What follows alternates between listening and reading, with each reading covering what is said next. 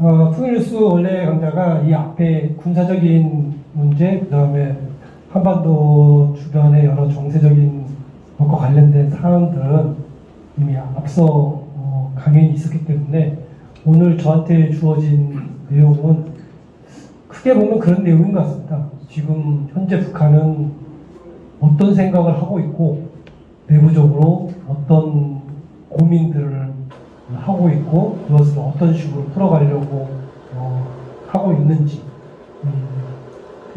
현재 북한 내부에 중심적으로 지금 어떤 현상들이 나타나고 있는지 이런 게 주로 북한 내부의 문제, 북한 주체의 문제와 관련된 이야기를 하는 그런 주제라고 생각을 했습니다. 그 중에서도 우리 국가 제일주의는 현재 북한이 가장 강조하는 뭐라 할까 이데올로기, 구호, 사상 이론이라고 할 수 있겠습니다. 그래서 현재 북한이 지금 현재는 우리 국가 제일주의 시대라는 용어 규정까지 일을 하고 있습니다. 그래서 우리 국가 제일주의 시대라고 하는 것이 몇 년부터 몇 년까지인지는 정확히 모르겠지만 대체로 2021년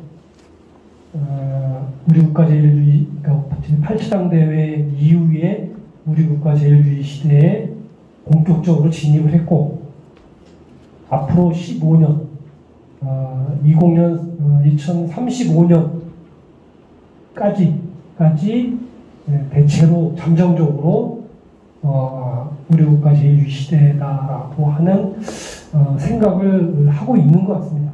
추정입니다. 그래서 왜 우리 국가 제일주의 시대라고 지금을 규정을 하고 있는지, 저런 규정이 어떻게 나왔는지, 또 이전에 우리가 많이 들었던 우리 민족 제일주의라고 하는 것하고 우리 국가 제일주의라고 하는 것이 어떤 연관성이 있는 건지, 또는 이게 단절된 것인지, 아니면 대체화된 것인지, 이런 문제들이 조금 큰 파장은 그렇게 길게 이어지진 않았지만 지금까지 논쟁이 된 걸로 알고 있습니다. 또 하나는 아시겠지만 북이 지금 전략적 노선이라고 이야기를 하는 것이 경제 건설과 핵무력 건설 병진 노선이죠. 그래서 2013년도에 2013년도에 처음으로 경제 건설과 핵무력 건설 병진 노선을 내세운 이후에 몇 차례 어떤 여러 가지 계기를 통해서 그 병진 노선의 실질적인 내용에 있어서 약간씩 변화를 보여오고 있습니다. 그런 내용들이 어떻게 변해오고 있는가라고 하는 측면에 초점을 맞춰서 말씀드리도록 하겠습니다. 제가 한참 정도 하고 여기에 와 계신 분들 몇 명을 보니까 굉장히 질문이 많으실 것 같아요. 그래서 평소에 가지고 계셨던 북측과 관련된 어떤 궁금증 이런 것들이 있으시면 이 자리가 대체적으로 충분히 해소되는 그런 자리가 되었으면 좋겠습니다.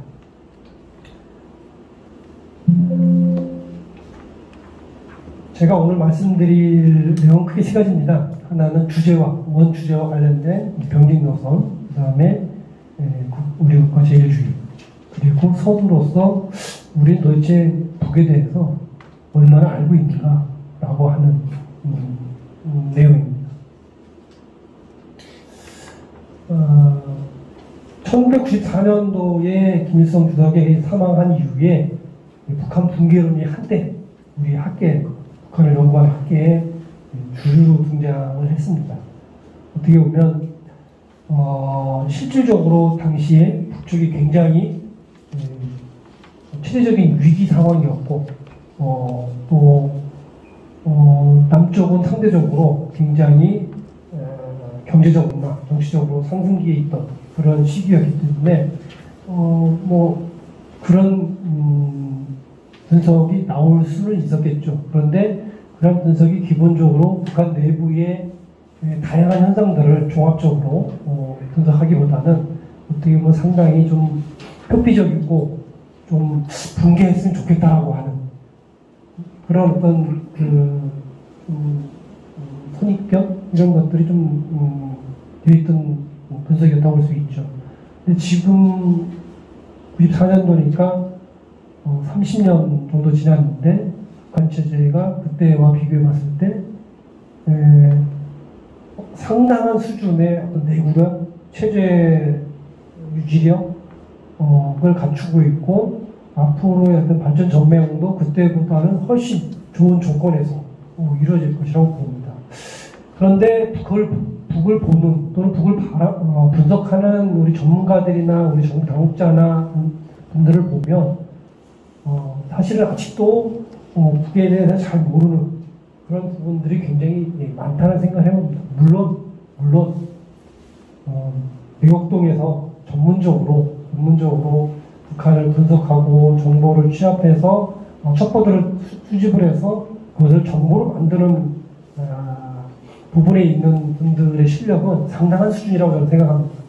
왜냐하면 기술적으로나 정보를 수집하는 여러 방법적인 부분들이 첨단화되고 세계적인 수준에 있다라고 볼 수 있기 때문에 그런 부분들을 선입견 없이 정확하게만 분석한다고 하면 그 수준이 상당히 높은 수준에 저는 와 있다고 봅니다.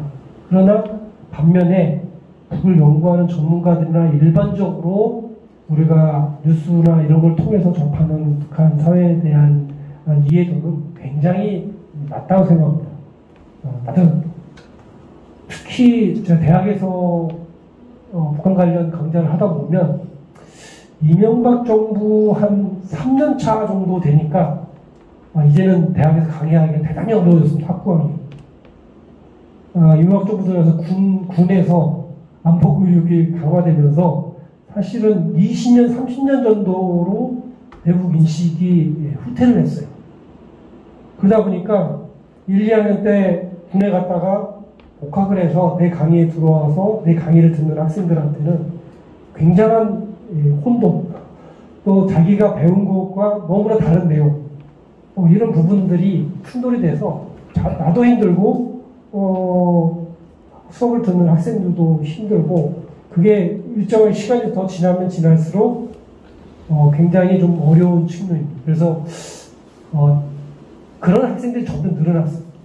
내가 군에서 배울 때는 내가 누구한테 배울 때는 이런 내용인데 왜 선생님은 그거 다르게 얘기를 하시느냐 라고 하는 질문이 가면 갈수록 많아졌다는 겁니다. 또 하나의 사례는 제가 군에서 정문을 담당하는 분들 특강을 한 적이 있습니다. 그때 정문 담당 부사령관 원스타도 강의를 들었는데 그때 그런 게 논란이 됐어요.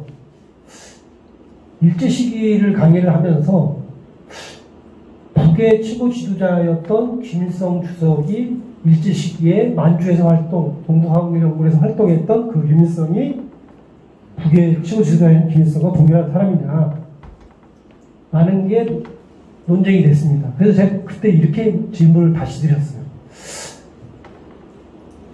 부사령관 장군님께서는 개인적으로 두 사람이 같은 사람이라고 생각하느냐 아니면 다른 사람이라고 생각하느냐. 소련군이 동북한일연구원에서 활동하던 김일성이라는 사람의 이름을 도용해서 해방 이후에 가짜 김일성을 등장시켰다고 생각하냐 라고 질문을 했을 때 개인적으로 후자라고 얘기를 하죠. 그래서 내가 굉장히 큰 문제라고 얘기를 했습니다. 왜 문제냐?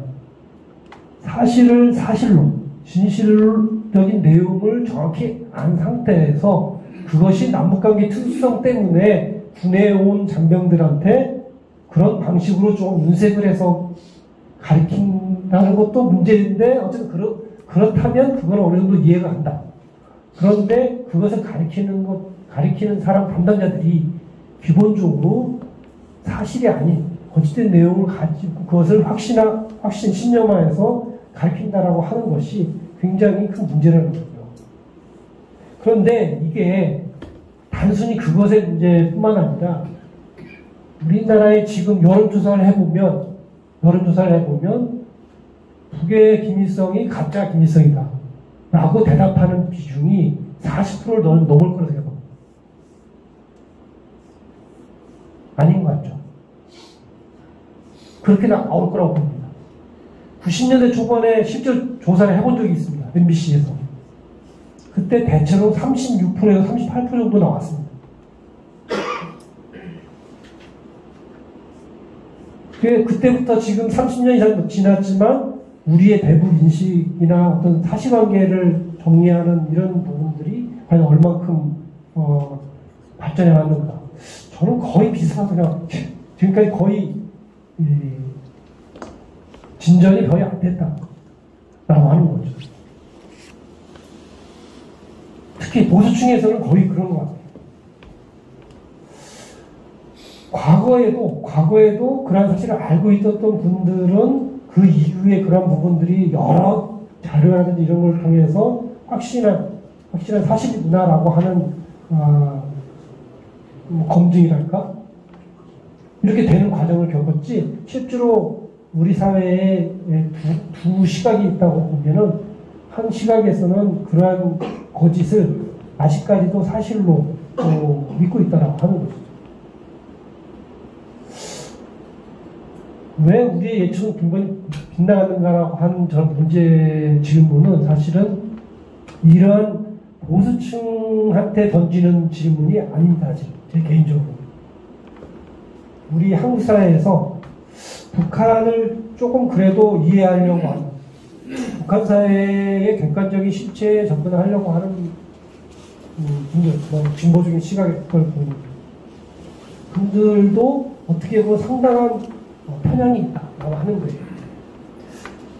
그것이 제가 생각할 때는 좀 어려운 문제입니다만은 북의 정책적 기조와 선전선동을 구별하지 못한다라고 하는 겁니다. 북한이 어떤 사안에 대해서 입장을 발표를 했을 때 그것이 북의 공식적이고 장기적인 비전을 갖고 있는 노선 정책인 것인가, 아니면 저것이 일시적인 어떤 선전선동 비판을 하기 위한, 아니면 정책적인 목표를 달성하기 위해서 선전선동을 하는 그런 것인가라고 하는 데 대한 분리, 좀 분석이 좀 차별화된 인식이 좀 있어야 된다고 하는 생각이 듭니다. 예를 들면 이런 겁니다. 2008년도까지 육자회담이, 한반도 비핵화를 위한 육자회담이 진행이 되다가 2009년도에 북이 2차 핵실험을 한 이후에 육자회담이 대체로 오면 북에 대해서 5대1로 북의 비핵화를 촉구하는 그런 회담의 성격으로 변질됐습니다. 그러니까 육자회담의 큰 축이 한반도 비핵화 문제와 한반도에서의 평화체제를 마련하는, 구축하는 것이 두 개의 축으로 진행이 돼야 되는데, 평화체제 문제는 거의 얘기가 안 되고 한반도 비핵화 문제만 일방적으로 얘기가 되는 거죠. 그래서 북이 육자회담을 뛰쳐나가서 외무성 공식 대변 성명을 뭐라고 하냐면, 이제 이러한 형태의 육자회담은 영원히 끝났다라고 선언을 했습니다. 외무성 대변인이 그래서 얘기를 했으니까 영원히 끝난 거죠. 근데 과연 끝났을까요?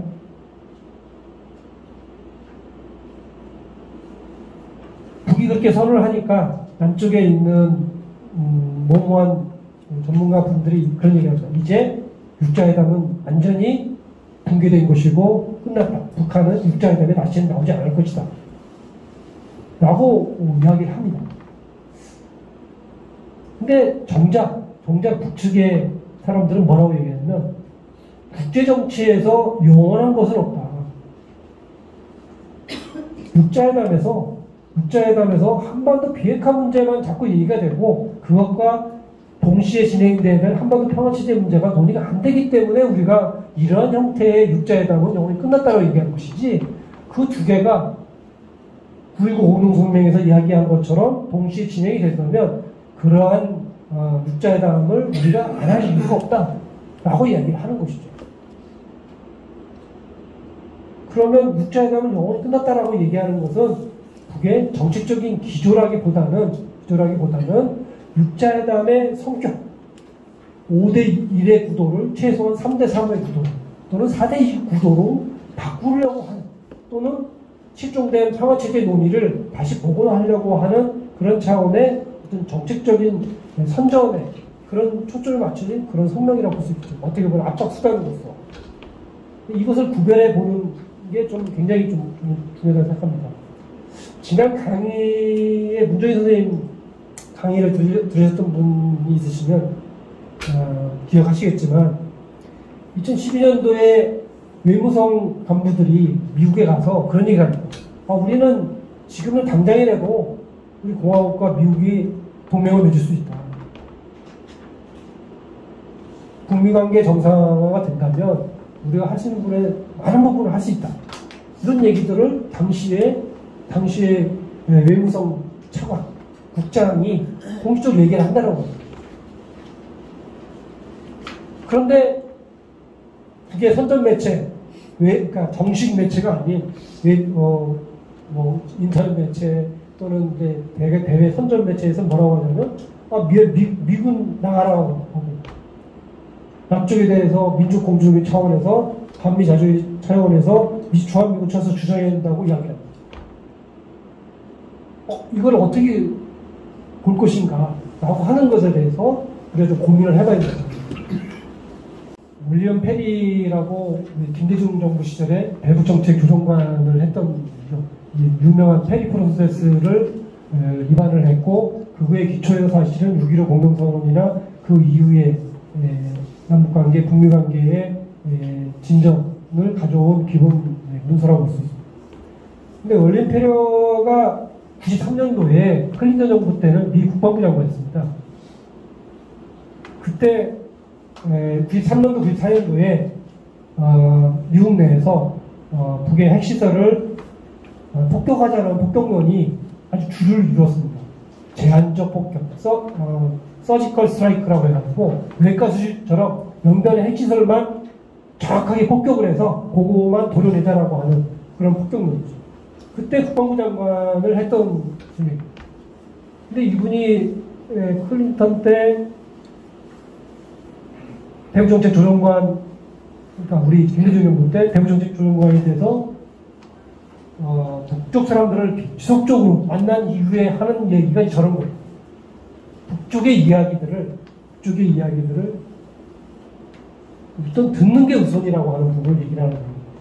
도대체 북쪽 사람들이 어떤 생각을 가지고 지금 저 사람들이 저렇게 목소리를 높이고 어떤 자리에서 이렇게 얘기하고 나가서 또 이런 얘기를 하고 이것을 꾸준히 들으면서 북쪽 사람들이 진심으로 원하는 건 이런 거구나 라고 하는 것을 알게 된다고 하는 것이죠. 우리가 북쪽의 이야기들을, 원술들을 좀 분석을 할 때 이건 굉장히 중요한 이야기다. 이거는 보수진보를 떠나서 북측의 이 이야기들을 어떻게 우리가 잘 가질 것인가 라고 하는 부분들을 좀 생각해 볼 필요가 있다. 그래서 밖에서 북한을 본다라고 하는 것이 사실 굉장히 어렵다고 저는 봅니다. 또 지금 세대 교체가 되면서 젊은 세대들에게 북쪽은 굉장히 비정상적. 제 아이들한테도 야 너 미국하고 중국하고 비교해보면 어떠냐? 압도적으로 미국이 좋다고 합니다. 중국에 한번 베이징에 한번 가자. 베이징 지저분할 것 같아. 걔는 싫어요. 그냥 싫어요. 밖에서 들여다보는 북쪽은 정말 이해하기 어려운 비정상 체제라고 하는 것이 기본적으로 대다수 숫자적으로 보면 대다수이지 않냐. 이렇게 얘기하면 좀 그런 거예요. 그래서 굉장히 오랫동안 예를 들면 평화통일 교육도 하고 이렇게 진행을 하고 했는데도 그럴까? 저는 그렇다고 봅니다. 아니면 관심이 별로 없고. 안에서 북한 복귀, 북쪽 사람들의 다양한 이야기들 속에서 진심을 끄집어내는 거. 뭐 옛날에 저걸 내지적 접근이다라고 이야기를 했었죠. 내지적 접근을 하자 그러니까 그 북한의 이해를 일방적으로 수용하자는 거냐. 그건 친북의 논리다라고 비판이 제기됐는데, 근데 북쪽 사람들의 정서나 이걸 보면 그들 나름대로서는 그냥 지극히 정상적인 체제라고 하는 거죠. 그런 얘기를 합니다. 일본에 가서 천황제에 입각해서 이루어지는 다양한 형태들을 보면 일본 사람들한테 그게 굉장히 자연스러워요. 근데 저한테는 굉장히 이게 부자연스럽거든요. 어떻게 천황제, 영국의 여왕제, 북에서 이야기하는 제일 많이 하는 얘기 중에 뭡니까? 우리 수령님, 이런 얘기를 많이 합니다. 우리한테 굉장히 부담스럽고 어려운 얘기죠. 근데 그쪽 사람들한테는 그게 대단히 자연스럽다고 하는 거죠. 저도 초창기에는 북쪽 사람들이 일반적인 정서로 김일성 주석에 대해서 어떻게 생각하고 있는가라고 하는 게 좀 궁금했어요. 제가 딱 한 번 북을 2월달에 간 적이 있습니다. 북에서 얘기하는 광명성 전략, 김정일 국방위원장 생신 기간 내에 보통 방북 승인이 안 나는데 딱 한 번 제가 간 적이 있어요. 그때는 대표단으로 간 게 아니라 어떤 행사를 준비하는 선발대 차원에서 갔기 때문에 딱 2사람만 갔습니다. 호텔 1층 카페에 가서 그날 명절이니까 쉬는 날이에요. 손님도 없어요. 그래서 문을 닫고 그냥 넷이서 맥주를 한잔하면서 이런저런 얘기를 했습니다. 근데 거기 봉사원이 계속 특정 시간이 되니까 계속 특별한 일 없이 딴 데를 보고 있습니다. 물어보진 않았어요. 그랬더니 갑자기 펑펑 울기 시작합니다. 왜 우냐? 지금 TV에서 김일성 주석의 80세 되던 해에 김일성이 TV에서 육성으로 부른 사양가라고 하는 노래를 부른 그 육성이 재방송되는 거예요. 그걸 북극 사람들은 들으면서 그냥 내가 울어야지 생각하는 게 아니라 그냥 자연스럽게 눈물을 흘리는 거예요. 이거를 우리가 이해하기는 대단히 어려운 거다.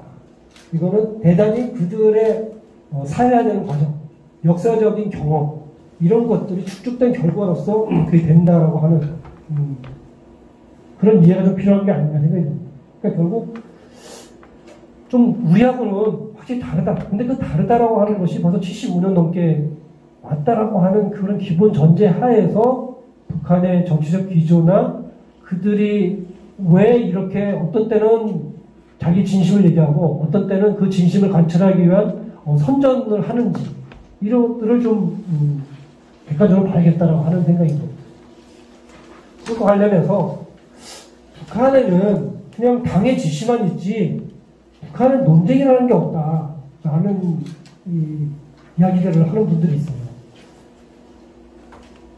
저는 아니라고 생각합니다. 우리보다 북한이 훨씬 더 치열하게 논쟁한다고 생각합니다.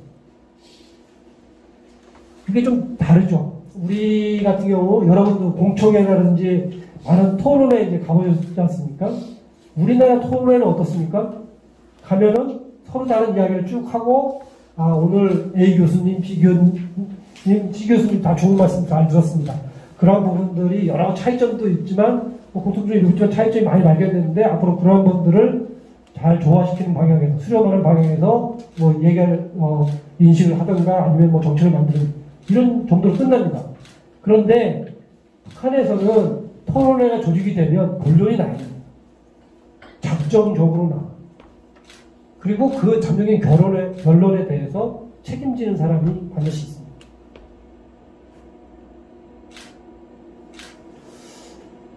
뒤에 얘기할 거를 먼저 땡겨와서 얘기를 하죠.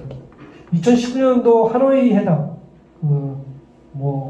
참, 세계사적으로 이런 정상회담이 이렇게 결렬되는 사례가 있을까라고, 할 정도의 사례를 남긴 2019년도 2월 하노이 회담 결렬이 되는데, 그 하노이 회담에 북이 나올 때, 특히 김정은 위원장이 베트남 하노이까지 오기 전까지 북쪽 내부에서 엄청난 논쟁을 합니다.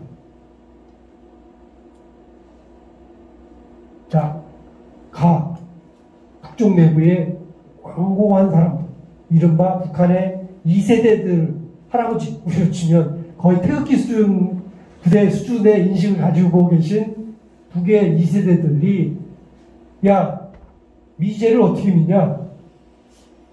미국은 철두철미하게 승리하기 같은 것을 믿을 수 없고, 그런데 지금 미국이 그런 도장을 찍는다는 걸 어떻게 믿을 수 있느냐? 거기에 우리 지도자가 베트남까지 가서 간다라고 하는 건 말이 안 된다. 다시 수정제의해라. 트럼프 보고 오라고 해라. 평양에서 하자고. 평양으로 오면 진심이 있는 거고, 안 오면 쟤네 진심이 없는 거다. 그러니까 하노이에 절대 가서는 안 된다. 이게 가안이. 두 번째, 눈치입니다. 지금 최고 지도자의 뜻이 어디쯤 있을까?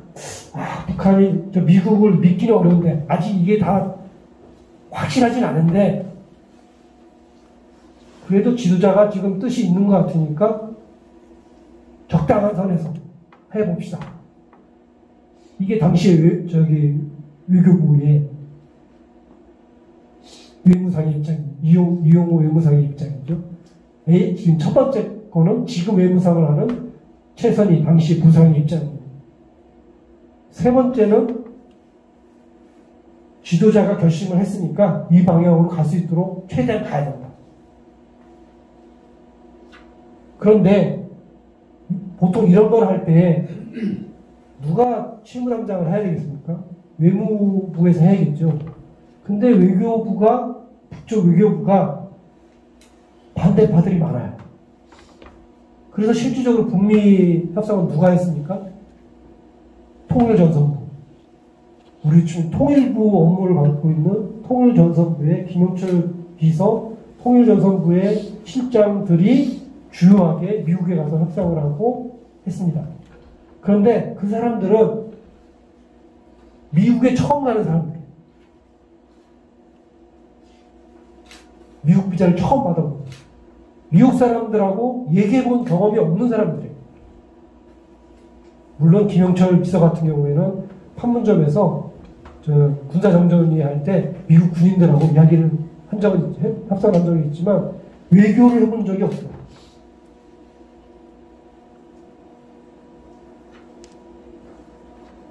그러다가 이제 결렬이 있지 않습니까?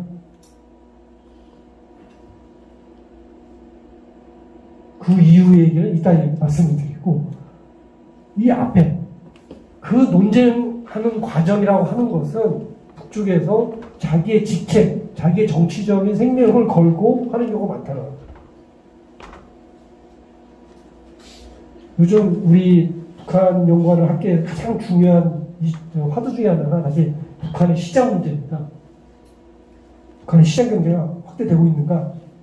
북쪽에서 초보적인 자본과 돈을 축적한 사람들이 나타나고 있는가? 그 사람들이 앞으로 북한 사회의 변화, 북한의 자본주의와 북한의 체제의 시장 경제와 체제 전환에 어떤 역할을 할 것인가? 뭐 이런 것들이 중요한 그 분석 이슈 중에 하나인데, 이게 우리만 그런 생각인 게 아니라 북쪽에서도 시장이라고 하는 것이 2003년도에 처음으로 북한의 농민시장을 종합시장으로 국가가 인정한 이후에 북한 내부에서도 끊임없이 논쟁이 됐습니다. 크게 네 계열입니다.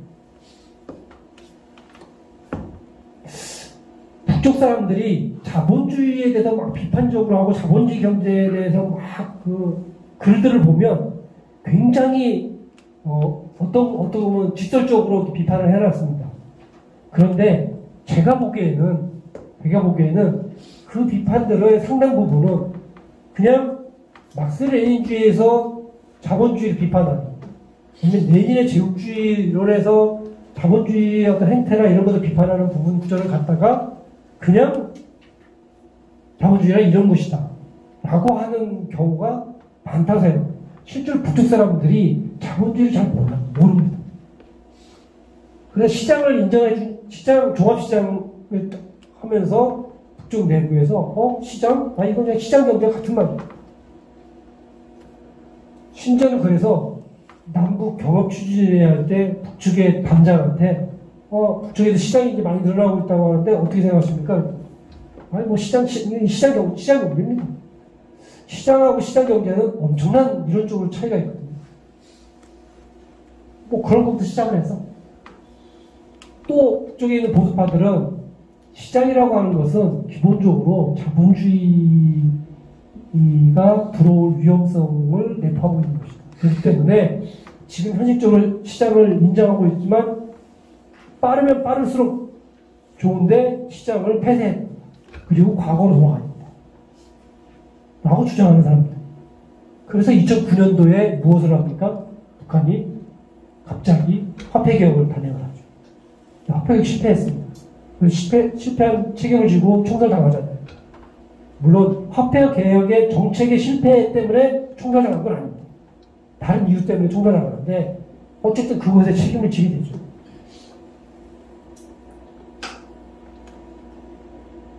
또는 시장의 기능을 확대해 나가자. 지금은 저 논쟁의 결과는 뭐라고 보냐면 국가의 개입 정도를 시장이 지금 북쪽에 전국적으로 한 450개 정도 있는데 그 시장을 정상적으로 운영을 하면서 거기에 국가적인 개입이나 거기에 부정행위가 없도록 사회적인 집단적인 이 사회생활의 구조를 침해하지 않는 이런 부분들을 조정하면서 가자고 하는 것이 현재 기본적인 입장으로 정리가 됩니다. 그렇다고 그러면 북한의 어떤 정책 기조나 어떤 이데올로기 어떤 구호가 나올 때 북쪽에서 얼마나 큰 논쟁을 하느냐라고 하는 것을 우리가 생각해 봐야 됩니다. 그리고 북쪽에서 어떤 얘기를 들었을 때 그것이 이 사람이 북쪽 내부에서 강경파인지 북한에 파라는 거 팔 개념은 없어요. 이 사람이 이 안에 대해서 강경한 입장에 있는 사람인지 아니면 중간적인 입장인지 아니면 옹호하는 입장인지 이런 부분들을 파악하는 속에서 그 사람들의 이야기들이 옮겨지고 참고 자료가 되어 있다는 거죠. 2005년도에 제가 개성에 갔을 때 그때가 마침 노무현 대통령이 북의 대북 송전을 제안했을 때입니다. 그때 북쪽 사람한테 물어봤어요. 우리로 치면 통일부 한 과장? 당시 그 정도 위치에 있는 분인데 노무현 대통령이 이런 제안을 했는데 북에서 받을 생각이 있느냐라고 했을 때 그 사람 대답이 참 저는 인상적이었어요. 지금 질문이 우리 국가와 당의 입장을 물어보는 거냐 나 개인의 의견을 물어보는 거냐 라고 물어보고 그래서 두 개 다 듣고 싶다. 그때 그 사람의 대답이 그겁니다. 아직 우리 당과 국가의 입장은 정해지지 않았다. 근데 나는 개인적으로 그것에 반대 입장이다. 절대로 그건 받을 수가 없다. 다른 사람은 또 다른 의견을 갖고 있을지 모르겠지만 나는 그러한 토론회가 그런 논의장이 열렸을 때 나는 이런 논리로 분명히 반대 입장을 낼 것이다 라고 얘기합니다.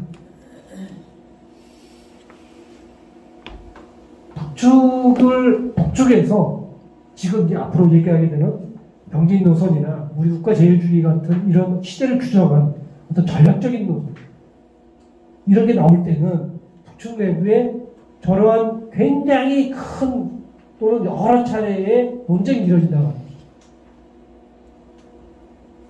그런데 일단 결정이 되면 개인적 의견은 없습니다. 일단 결정이 됩니다. 결정이 됐는데 개인적 의견을 내면 정치적 문제가 되죠. 장성되죠.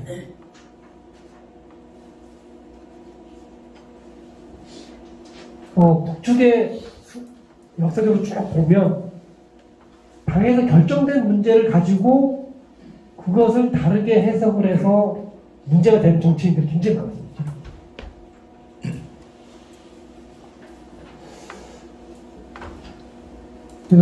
이것은 어렵지만 어쨌든 그런 문제에 조금 관심을 가져야 왜 북이 지금 저런 문제를 저런 정책을 채택하느냐라고 하는 부분을 좀 알 수 있다는 겁니다. 그리고 그러한 정책들이 북한의 노동당은 오류라는 없다. 무오류성을 주장을 하지만 그게 현실에서는 가능하지 않는 얘기죠. 왜 지금 우리 앞에 봤던 얘기만 하더라도 김정은 위원장이 뭐라고 얘기했습니까? 예전에 2012년까지는 강성 대국의 대문을 열겠다라고 얘기했습니다. 실패 안 됐잖아요. 2016년도에 조선노동당 8차 당대회에서 5개년 계획 동안 이러이러한 문제를 해결하겠다라고 얘기를 했지만 8차 당대회에서 우리 목표에 미달했다라고 얘기를 하지 않습니까? 과거에 비하면 굉장히 솔직해진 것이고, 저런 치열한 논쟁을 통해서 하나의 정책이나 노선이 결정이 되기 때문에 그런 부분들이 이제 미진한 거라든지 문제가 생길 경우에 그런 부분들에 대해서 책임을 지는 층이 생겨나는 것이죠. 김정은 지금 위원장이 언제 처음 여러분 얼굴 보셨죠? 2010년도죠. 2010년도에 삼천한당 당대표자예요. 삼천한당 당대표자일 때 처음에 이제 얼굴 갑자기 나왔죠. 그리고 2008년도쯤에 이제 후계자로 확정이 됐고 2009년 1월달에 공식 당 문헌으로 후계자 문건이 나옵니다. 2009년. 그리고 이제 2010년도에 얼굴을 공개하죠. 근데 북쪽 사람들은 2009년도부터 자기 휴대폰에 김정은 위원장의 사진을 갖고 다녔어요. 중국이나 해외에 나와 있는 북쪽 사람들은.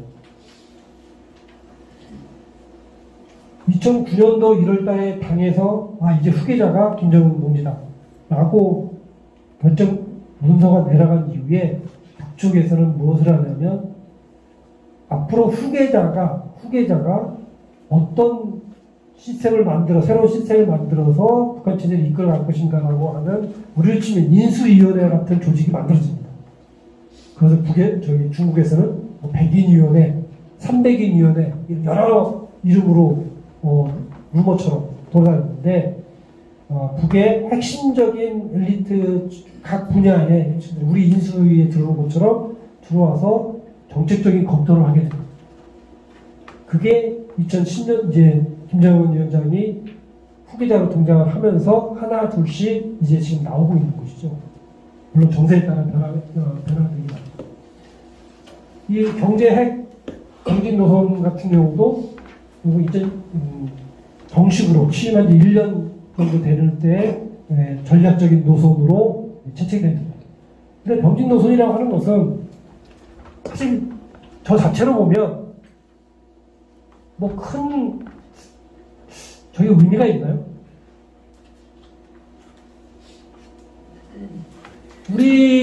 우리도 항상 병진 요소를 얘기하지 않습니까? 하노이 회담 결렬되고 나서 어떻게 좀 해봐야 될 거 아닙니까? 라고 얘기를 하니까 2019년도 하반기 말쯤에 문재인 대통령이 그런 얘기 하셨대요. 한미 동맹의 틀을 훼손시키지 않는 범위 내에서 남북관계를 획기적으로 발전시킬 방안을 마련해봐라. 지금 미국이 안 움직여서 북미관계가 더 진전시키기가 어려운데 한미관계와 남북관계를 동시 잘 변행시킬 수 있는 방법을 찾아와. 얼굴 붉히더라도 좀 적극적으로 좀 싸우고 설득해내서 미국이 한 발자국 더 나가게끔 하는 그런 방식을 해와라 라고 한 것이 아니라 병진 노선을 얘기한 것이죠. 그럼 실무자 입장에서는 굉장히 어렵습니다. 이게. 병진 노선이라는 게 그렇습니다. 어디까지가 병진이고 어느 선까지 넘어가면 이게 병진이 깨지는 거냐. 저것 때문에 북쪽에 많은 사람들이 사실 다칩니다. 병진노선이라고 하는 게 북쪽 역사에서는 항상 있어 왔던 거죠. 왜? 항상 어렵기 때문에. 어떻게 보면 대대적인 여러 가지 격동의 시대를 했기 때문에. 우리도 마찬가지 아닙니까? 항상 어떤 경제가 어려지면 어떤 부분을 중심적으로 하면서 어떤 부분을 동시에 발전시켜야 된다. 60년대에 북한이 베트남 전쟁이 일어나고 등등 국제정세가 이제 굉장히 긴박하게 돌아가니까 군사와 경제를 동시에 발전시킵니다. 이거 어디서 들어본 얘기입니다. 어디서 들어보셨죠? 박정희 시대 때 구호가 뭡니까? 싸우며 건설하자 아닙니까? 싸우며 건설하자. 이걸 북쪽식으로 얘기하면 군사와 경제를 병행해서 발전시키게 됩니다. 김정일 위원장 시대 때 성군 노선을 얘기를 하면서 뭐라고 얘기하냐면 국방공업을 우선적으로 발전시키면서 경공업과 농업을 동시에 발전시킨다. 이것도 참 어려운 문제죠.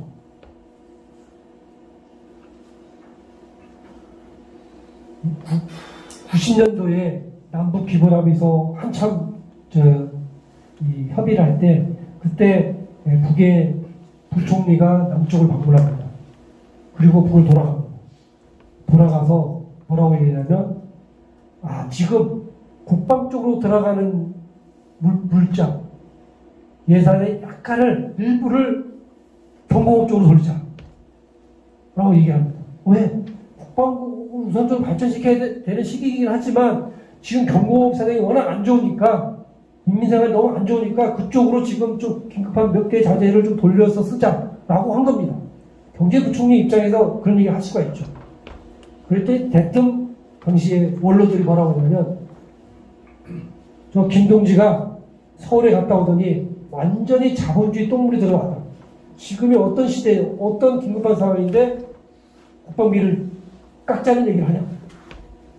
이렇게 됩니다. 그리고 바로 지방 공장으로 쫓겨나죠.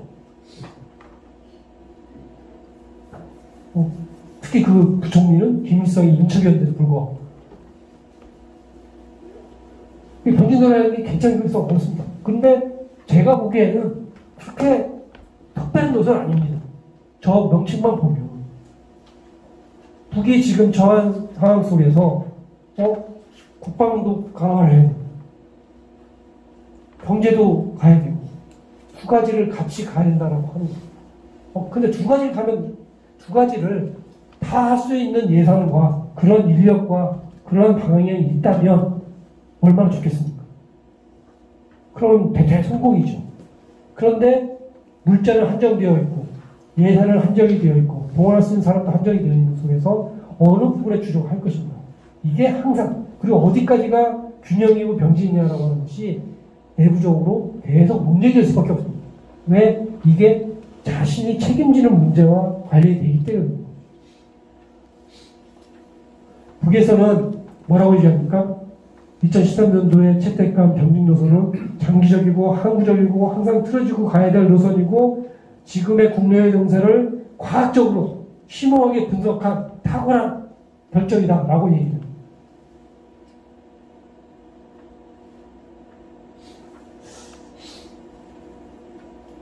그거 가지고 우리가 해결이 되는 게 아니죠. 저것만 가지고 해결이 안 되는 거예요. 그러면 이 병진 노선 속에서 어떻게 다르게 해왔는가라고 하는 것을 정세에 따라서 하는 것을 좀 보면 북한의 고민을 좀 이해를 할 수 있어요.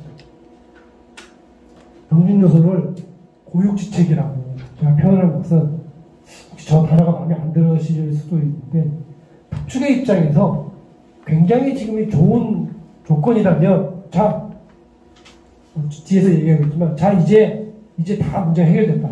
이제 경제만 건설되면 된다. 경제 건설 총노선 나가자 라고 하면 됩니다. 그런데 그것이 안 되기 때문에 결국 병진 노선을 표방을 한 것이죠. 그리고 3년 후에 2016년도에 북한이 36년 만에 당대회를 엽니다. 36년 만에. 원래는 5년 만에 열려야 되는데 36년 만에 당대회를 열었습니다. 그건 무슨 얘기입니까? 북한이 굉장히 국내적으로 36년 동안 복잡했고 어려웠고 그걸 움직이는 최고 조직인 당의 정상적인 최고 의결기구의 당대회의 회의를 정상적으로 하지 못했다라고 합니다.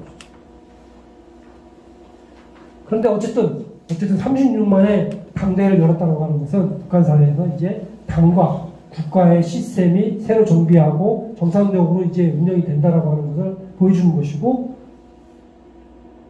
마찬가지로 5년 뒤에 21년도에 제8차 당대회를 열죠.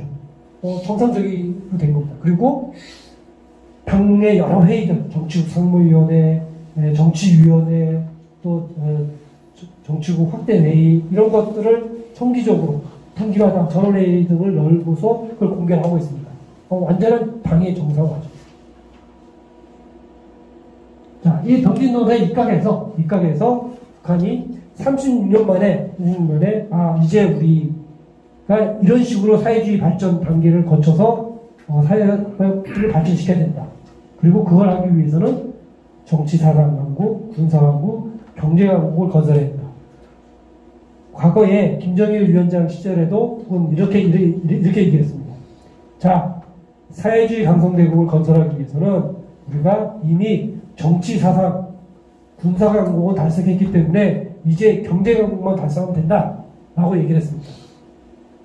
근데 결과적으로는 거짓말이었죠. 또는 목표에 비대하는 거죠. 왜?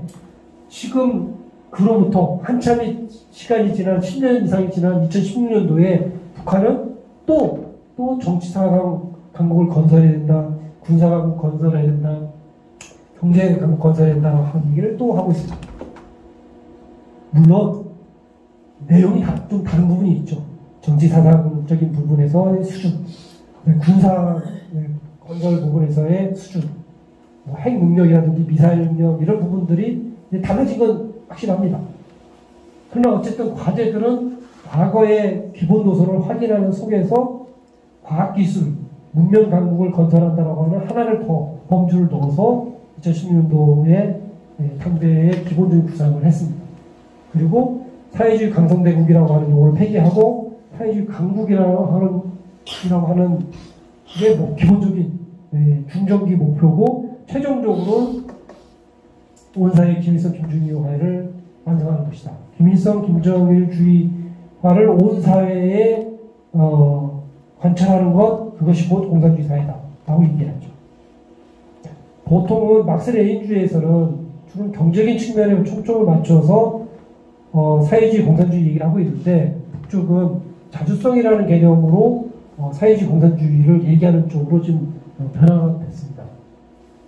채택 배경은 아까 얘기한 걸 간단히 요약을 하자면, 김정은 체제가 등장하면서 북한이 대외적으로 포괄적 세계 전략이라고 하는 용어로 이야기를 합니다. 그게 뭐냐면, 이제 과거보다 확실히 문을 열고 외교, 경제 영역에서 확실히 문을 열고 나가겠다 라고 하는 방향에서 기본 노선이 맞췄습니다. 그래서 2012년도에 이용호 부상이나 미국에 간 북의 외교관들이 굉장히 적극적으로 얘기합니다. 관계 정상화만 하자. 미국 너네들이 대북적 정책 포기하고 외교관계를 정상화한다면 당신들이 얘기하고 있는 상당 부분 단계적으로 그 방향으로 가겠다 라고 하는 이야기를 지속적으로 이야기를 그 당시에 했던 것이죠. 근데 결론은 어떻습니까? 다른 걸 다 복잡한 이야기를 또 해야 되는데, 어쨌든 북이 2013년도에 3차 핵실험을 하면서 군사적인 조치를 내세우면서 또 강공으로 가는 그런 선택을 하게 됩니다. 왜? 미국이 움직이지 않았기 때문이죠. 우리 정부가 움직이지 않았기 때문에. 거기에는 여러 가지 비유가 있습니다만 그냥 이게 실패하니까 결국 병진노선을 2013년도에 합니다. 그런데 이 병진노선을 얘기를 할 때 지금 오늘 제목은 핵경제 병진노선인데 북이 내세운 것은 경제핵 병진노선입니다. 경제가 앞에 가 있습니다. 무슨 얘기냐면 북쪽 사람들의 인식 속에서는 당시에 국방력 강화라고 하는 부분들은 지금 일정하게 세 차례의 핵실험을 통해서 일정한 수준의 체제 보유력을 가게 된다. 안보 문제의 일정 부분에 해결이 된다. 그렇기 때문에 이제는 역량을 경제적으로 돌려야 된다라고 하는 생각에서 핵 경제가 아닌 경제 핵 경제 노선으로 경제를 앞세우는 형태로 갔던 것이죠. 그리고 그러한 노선에 입각해서 박근혜 정부한테 박근혜 정부한테 왜 이렇게 저자세로 계속 이 제안들을 하지? 라고 하는 이야기가 나올 정도로 여러 제안을 하게 됩니다. 2013년도, 2014년도에 거쳐서. 근데 실패를 하죠. 그 실패의 상징적인 것이 인천 아시안게임의 북의 이른바 군부의 제1인자인 군 총정치국장, 국가의 최고 지도자인 최고인민 상임위원장, 그 다음에 대남 담당 최고위원 일만 비서 세 사람이 남북관계가 분단된 이후에 이렇게 북의 고위층이 한꺼번에 내려온 적이 없는데 세 사람이 다 내려왔는데도 불구하고 대통령 면담이 불발됩니다. 북의 입장에서는 북의 다음에 논쟁이 많은 북측 입장, 정치적 책임을 져야 된다라고 제가 계속 얘기했었는데 세 사람이 내려왔다가 대통령을 면담을 못하고 그냥 갔습니다. 누가 제일 비판을 받았겠습니까?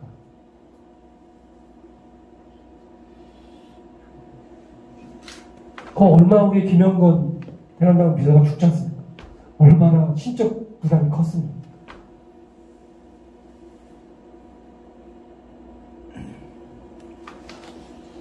그것은 뭘 또 얘기합니까? 북의 대남 관계자들이나 북의 군 또 국가 기부에 있는 사람들의 입장에서는 자기의 수장이 남북관계를 개선하기 위해서 남쪽을 갔는데 완전히 찬밥 대우를 받고 돌아왔다. 그러면 그 사람들이 주장하는 기본 논조라고 하는 것은 굉장히 강경한 입장을 갈 수밖에 없다. 그러면서 그 이후에 나타난 것은 2016년부터 북이 연속적으로 핵실험을 하죠. 기술적으로 준비가 되면 계속 핵실험. 지금 상황에서는 남북관계, 북미관계가 외교적으로 풀기 어렵다. 그렇다고 그러면 국방력 강화 부분에서 현실적으로 기술적으로 할 수 있는 부분들을 최단 기간 내에 끝내자라고 하는 게 당시 북한의 목소리였던 거죠. 병진노선 부분에서 처음에 경제를 앞세우면서 북미 관계를 풀고 남북 관계의 우리 민족끼리를 통해서 경제 발전을 시키는 방향으로 가고자 했으나 이것이 제대로 잘 안 된 거죠. 그러니까 병진노선 부분 중에서 국방 부분이 앞으로 나오면서 나온 거죠. 2013년도 좀 있으면 이제 북에서 전승절 행사를 하는데 10년 전 2013년도 전승절이 북한의 역사에서는 굉장히 전례가 없는 행사였습니다.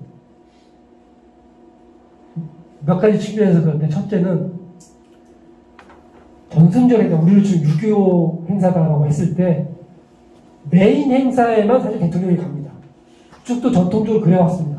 그런데 2013년도 전승절 때는 김정은 위원장이 관계 전람회 어디 누구 대표단 온 거 해가지고 10몇 개 행사를 다 참석을 했습니다. 유례가 없습니다. 그리고 해외에서 오신 대표단들 다 세워놓고 기념 차례까지 했습니다. 당시에 제가 본 비공개 테이프를 보면 김정은 위원장이 해외 취재단한테 이렇게 막 밀려서 다닙니다. 경험 없이.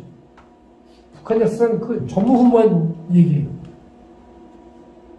네, 좀 좋게 얘기하면 북쪽의 원로들이 젊은 김정은 위원장을 세계에 내놓기 위해서 아주 혹독한 훈련을 시킨 거죠. 그런 여러 가지 조건들을 통해서. 그게 북에서 이제 대외적으로 나오겠다는 그런 강력한 어떤 반응들인데 그게 안 되면서 사실은 2년 동안 집중적으로 국방력 강화 부분이 나오죠. 그리고 2017년도에 핵실험을 하고 나서 이제 조선은 전략적 국가 지위에 올랐다. 이제 확고하게 핵을 보유했다. 라고 얘기를 합니다.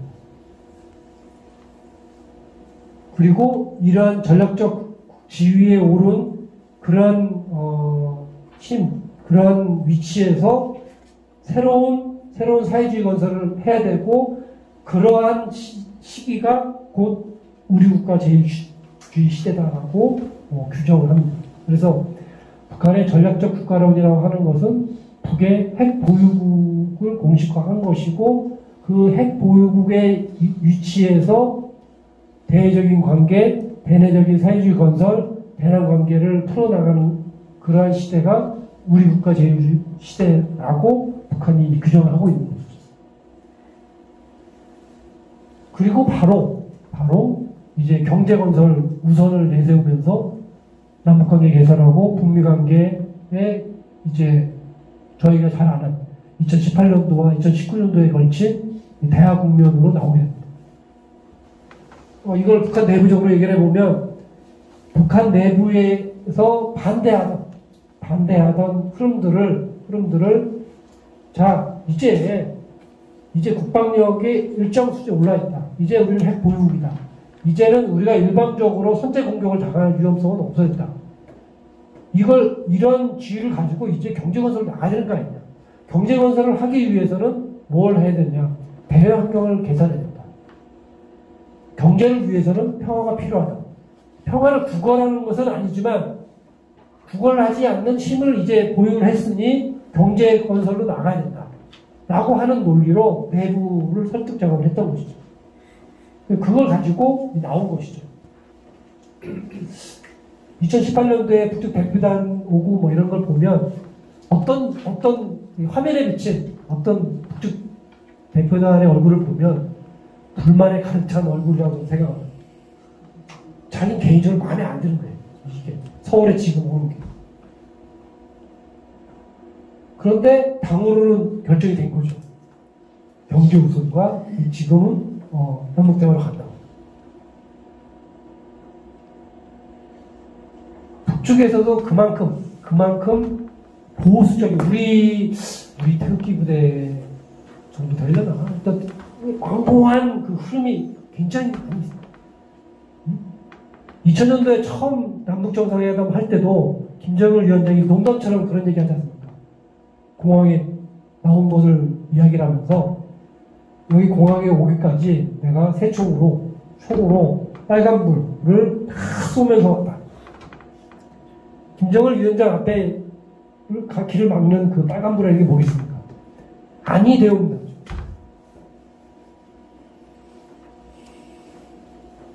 그거를 노무현 대통령하고 회담할 때 김정은 위원장이 뭐라고 하냐면 노무현 대통령께서 남쪽 내부의 여러 보수적인 이런 것 때문에 고생을 많이 하시는데 우리 공화국에도 완고한 B급 보수들이 굉장히 많다. 그러한 반대를 무릅쓰고 우리가 잘 해나가자. 이런 취지로 얘기를 합니다. 그것을 김정은 시대에 들어와서 사실은 뭐랄까요, 설득하고 바꾸고 하는데 굉장히 큰 걱정이 많았던 것이죠. 2013년도에 북의 총참모장 옷을 벗기고 자기 공무부 총살하고 그 뒤에도 많은 단위에 있는 사람들이 세대교체를 하죠. 군 장성들을, 군의 최고 책임자들을 6개월에 한 번씩 인사교체를 하고 군부를 약화시키고 국가기구와 경제기구의 지위를 높여주는 것을 꾸준히 10년간 해오니까 이제 어느 정도 정상적이 되는 겁니다. 자, 그러나 이제 하노이 회담이 굉장히 북으로서는 좋은 기회를 잡았으나 사실 남북 우리 다 좋은 기회였습니다. 6.11 북미 공동성명이라고 하는 것은. 그런데 결국 하노이 회담이 깨지게 됐죠. 북으로서는 왜 좋았냐면 어쨌든 북미 관계를 정상화하는 것을 통해서 한반도의 평화 프로세스를 간다면 이번에 충분히 해볼 만한 것이다라고 생각을 했던 것이고, 우리 입장에서 어쨌든 북미 관계가 정상화되면 저 관계를 통해서 평화협정으로 가고 항구적인 평화체제를 구축할 수 있다라고 하는 생각을 했던 것이고, 미국의 입장에서는 중단된 한반도 비핵화 프로세스 갈 수 있고, 또 그 이후의 과정까지 얘기하면은 북의 핵 능력의 과반수 이상을 차지하는 영변 핵시설을 해체할 수 있는 그런 기회였던 것이죠. 근데 결국 지난 시간에 들으셨지만 잘 안 됐고, 여러 가지 이유 때문에. 북한이 2019년도에 김정일 위원장 신년사를 보면 북이 어떤 생각을 갖고 있었는지가 잘 나타납니다. 10개의 키워드만 한번 보면 정상외교 계속 하겠다. 그리고 이 흐름이 역전되는 것은 없을 것이다 라고까지 얘기를 했습니다. 근데 역전되죠. 이게. 그리고 다자회담. 다자회담 얘기하는 것은 이제 평화체제 하려면 남북미 또는 남북미중 3자 또는 4자 간의 다자회담이 필요한 것이었죠. 인민제일주의. 북에서 좀 이따 보시면 아시겠지만 북이 7차 상대하고 8차 상대의 결정서를 보면 7차 상대에서는 정치 사상 강국을 얘기하는데 그 정치 사상 강국 얘기하는 자리에 인민대중제일주의가 들어가요. 지금에 있어서 정치 사상 강국을 건설하는 데 가장 중요한 것은 인민들이 어떤 생각을 하고 있는지를 파악하고 그것을 반영하는 것이 굉장히 중요하다고 하는 것을 보여줍니다. 그리고 관료주의, 특수주의, 부정부패를 얘기합니다. 북한의 부정부패, 관료주의, 전통적인 문제라고 생각합니다. 50년대에 나온 북한의 만화 사파를 보면요, 관료주의를 아주 통렬하게 비판하는 사파들이 굉장히 많이 실립니다. 그만큼 관료주의가 고치기 어려운 거고, 관료가 되면 관료가 계속 또 세대 교체가 되지 않습니까? 그러면 계속 또 그런 문제들이 이제 발생한다는 것이죠. 또 90년대, 2000년대 약 20년간 북한 사회가 굉장히 어려우면서 부정부패라고 하는 부분들이 사실은 용인된 측면이 굉장히 많습니다. 물어봤어요. 북쪽 사람들한테. 저거 법에 어긋나는 행동인데 왜 단속 안 하냐. 아니, 다 지금은 먹고 사는 게 중요한 문제인데 지금 다 어떻게 우리가 단속하냐. 그런 분위기들이 20년간 지속되어 오면서 이거를 새롭게 바꾸지 않으면, 새롭게 세우지 않으면 안 되는 상황인 거죠. 그래서 지금 북이 무엇을 합니까? 각 세세한 부분까지 다 법으로 규정하고 있습니다. 법대로 해야 돼요. 옛날에는 당의 지침, 그게 굉장히 중요한 문제였습니다. 당에서 나온 문건, 당의 지침, 수령의 지침. 근데 그게 상당히 자의적이거든요.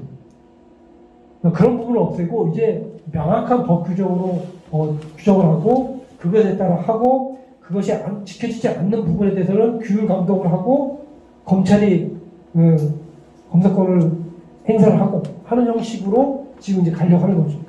물론 그게 어느 시점에 가면 또 어떻게 변할지 모르겠지만 지금은 이제 그런 방향으로 가고 있습니다. 그 다음에 6번째, 군수공업을 민수공업으로 바꾸고 있습니다. 물론 전면적으로 바꾸고 있는 건 아니지만 대표적인 사례가 있습니다. 군수공업을 민수공업으로 바꾸는 건 아니지만 북의 특수기관, 군이라든지 국가안전보위부 뭐 이런 특수기관이 갖고 있었던 부동산을 농업용지로 바꾸는 거죠. 중평, 남세원시, 뭐 연포에 이런 것들은 대부분 공군이 갖고 있었던 비행장을 농장을 바꾼 대표적인 사례들입니다. 작년 같은 경우에는 트랙터를 5,000대인가요? 황해도에 트랙터 5,000대를 보냈죠. 그거 생산한 데가 군수공장에 생산을 했습니다. 그런 방식으로 점차 이제 바꿔나가는 거죠. 그 외에 하노이해남 끝나고 이 결렬되고 나서 그 뒤에 휘파협정까지 가기 위한 단계들이 모두 이제 스톱이 됩니다. 결렬됐을 때 북미관계, 남북관계를 연계해서 2018년도 이후에 진행해 왔는데 이제 연계는 없다. 남북 하노이 회담에서 남쪽은 우리를 기만했다 라고 하는 게 북쪽의 기본적인 결산입니다. 그래서 그 이후에 이제 문재인 대통령이나 여러 가지 부분에 섭섭하다, 또 어떤 부분에 비판하고 하는 내용들이 지속적으로 제기가 됩니다. 두 번째는 장기적 코로나 사태도 있지만 이제 북미 관계 정상화라고 하는 것은 단기간에 이루어지기 어렵다. 아주 단기적으로 생각하면 바이든 행정부 내에서 북미 관계 정상화는 없다. 그럼 그때까지는 대북 제재, 경제 제재 속에서 살아야 된다. 남쪽에도 기대하기 어렵다. 그럼 어떻게 할 것인가? 자가격 제일주의. 자력갱생으로 우리가 버틸 수 있는 부분과 어디까지 할 수 있는지를 우리가 실험해보자 라고 하는 부분은 나옵니다. 그리고 이제 2001년도 8차관대에 소집을 해서 종합적인 5개년 플랜을 발표를 하게 됩니다. 여기서 북측이 저런 생각을 한다고 해가지고 북측이 저게 계속 갈 것이다 라고 생각하면 저는 좀 잘못된 생각을 합니다. 맨 마지막입니다. 북한에 있어서 개혁과 개방의 기회는 필수다라고 하는 것에 대해서 북측을 움직이는, 지금 김정은 시대에 북을 움직이는 젊은 세대들은 공통된 생각이라고 해요. 그래서 북측 내부에서 개혁 개방이라는 말은 과거에 써서는 안 되는 용어였습니다. 그렇지 않습니까? 개혁 개방이라고 하는 것은 동구 사회주의의 체제 전환의 문제, 사회주의 붕괴로 가는 기본적인 거라고 비판하는 건데, 북측 내부에서 이제 개혁개방이라는 말을 쓰기 시작합니다. 지금 정세가 험악해서 대공적으로 쓰고 있지 않지만 내부적으로 북측 내부에 토론할 때 개혁개혁이라는 말을 쓰기 시작했다고 저는 알고 있습니다. 그것은 북측이 어떤 계기를 잡아서 다시 경제건설이 중요한 문제로 앞으로 나올 것이다 라고 이제 우리가 예측해 볼 수 있다. 그래서 8차관대에서는 대체로 가장 중요한 부분들이 인민대중제일주의 정치라고 하는 부분을 정치사상 강국건설이라고 하는 부분보다 부분을 배치해서 내려와 있다는 겁니다. 당의 역할을 과거에 지도적이고 군림하는 그런 부분에서 그야말로 인민대중의 심부름꾼 역할을 하는 것으로 완전히 바꿔야 된다라고 하는 것으로 해서 이제 인민대중 제일주의를 내세우고 실제로 그렇게 될지는 모르겠습니다. 나머지 부분은 보시면 지금 현재 북에서 일어나고 있는 현상들입니다. 국방력 강화 부분에서 이제 조만간 정찰 위상 쏘고 액체 연료에 기반한 ICBM에서 고체 연료에 기반한 ICBM으로 나가고 잠수함 건조하고 잠수함에서 쏘는 미사일,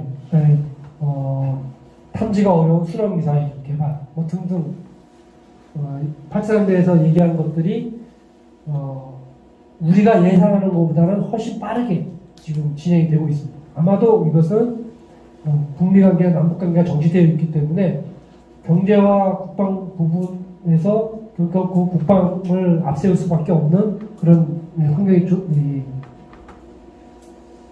발현됐다고 봅니다. 그 중에서도 제일 사실은 위협적인 것은 수정 미사일입니다.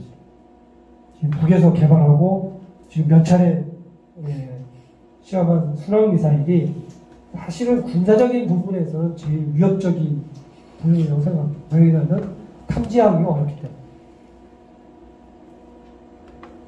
북이 갖고 있는 여러 가지 무기들 중에서 다른 것들은 사실은 계획에 의해서 이 전 시간 문정희 계획에 의해서 북이 뭐 남침을 하거나 뭐 전쟁을 일으키는 그런 형태가 아니라면 그런 부분들이 일어나기 어렵습니다.